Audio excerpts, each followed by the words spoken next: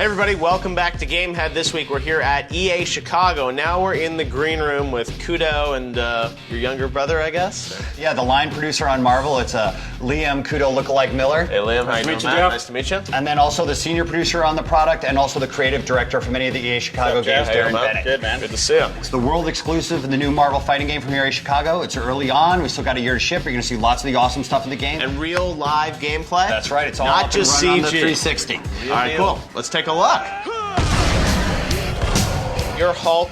Liam is Captain America, and first thing I noticed, I mean, it's much bigger than just sort of a straight arena. Is it an open world, pretty much? It's about a 2-block arena. Okay. But the thing that's awesome about it is it's like every square inch of that 2 blocks is fully destructible. Wow. So I can throw you through a wall, and then I can follow you right in the building and kick your ass right out the other side. Massive destruction is like encouraged.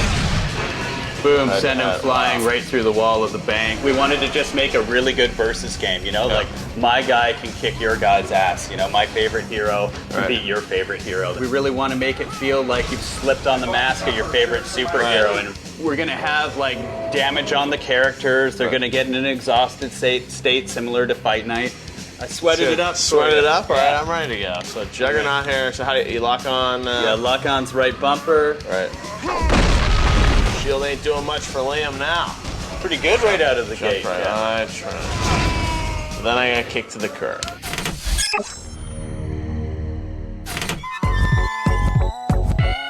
It's a concept that's just as beautiful as it is strange. Roll around an adhesive ball to collect random objects in hopes of creating a star big enough to impress the king of all cosmos. Yes, the tiny prince is back as beautiful Katamari makes its next-gen debut on the Xbox 360 and surprisingly not on the PS3. The dual analog stick gameplay will thankfully remain the same on the 360. What is new are the HD wacky environments, Xbox achievements, and online multiplayer that will pit you against up to 4 of your friends and or cousins. You can check out the single-player demo right now on Xbox Live Marketplace and can pick up the full game when it rolls into stores this October.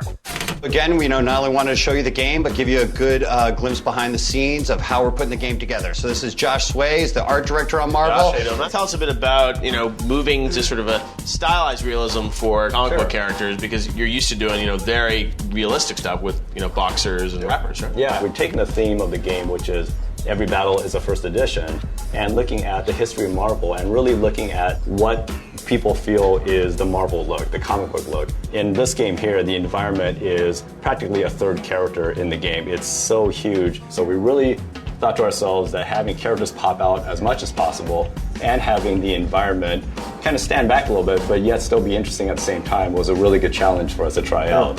Yeah, well, it looks fantastic. So we'll see, this is the city environment. You got tons of other environments I'm sure you're working on in secret, right? In secret, yeah. Sorry about that.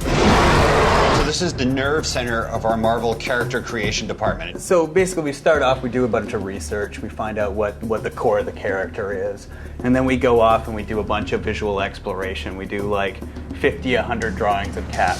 Pare it down, run them by Marvel, get their feedback, integrate it, and then we go out for casting.